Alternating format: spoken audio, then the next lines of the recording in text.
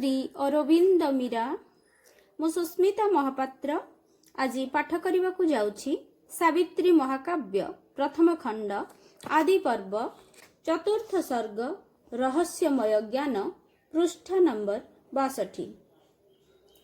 सेही अद्वितीय परिपूर्ण और अक्षत जे आम अंतर रे गुप्त आत्मा रूपे रहिछंती आम अपूर्णतार मुखा परिधान करिछंती एही रक्त मांसर आवास को आपना निवास करिछंती से आपना प्रतिरूप आम मानव परिमापरे रचना करिछंती जद्वारा आमे दिव्य परिमापरे संभवतः उत्तोलित होई परिबु सेतेबेले जाई स्रष्टा आमको दिव्य रूपरे पुनर्गठित करिवे आम ससीम मानस जीवकु तांक अनंत्य मध्यकु ऊर्ध्वगामी करिनेबे एवं काल मुहूर्त को शाश्वत स्पर्श लाभ कराई एही मर्त्य आकार रे दिव्य आकार स्थापन करिवे।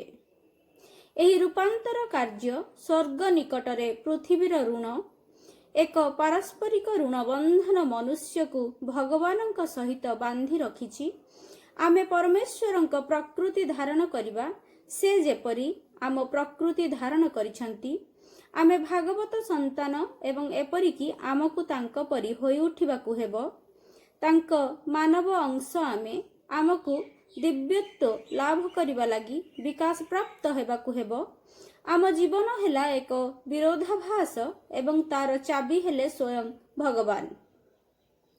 किंतु इतिमध्यरे सबकिछि एक स्वप्न प्रसारित छाया सदृश होई रहिछि एवं ध्यानरत और निश्चल आत्मा पक्षे जीवन एवं से निजे एक पौराणिक कहानीर रूप तथा एक सुदीर्घ अर्थहीन कहानीर भार होई रहिछंती। कारण तार चाबी को निश्चेतना तार गर्भरे लुचाई रखिछि।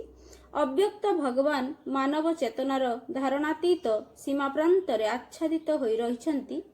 एक अनामा अधिवासी अदृश्य शक्ति धारण करी जड़र सकल रूपावली मध्यरे एवं चिंतातीत सकल उद्देश्य नहीं और अनिर्देश्य परिमाणर एक विपद मध्यरे अमर आत्मा को एक शरीर मध्यरे अंधकारावृत करी रखिछंती।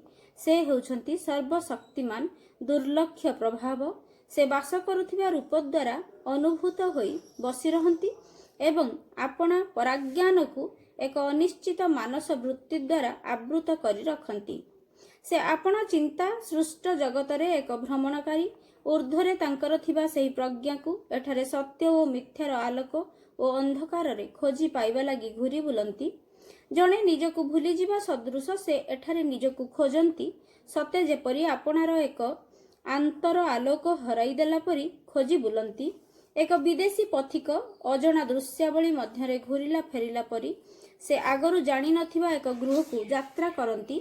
से आपनार सेही सत्य खोजंती जेउ सत्य से निजे से लीलामय निजे होइछंती लीला। से मनीषी निजे ही होइछंती मनीषा। से मौन अद्वितीय होइछंती बहु। धन्यवाद। नमस्ते।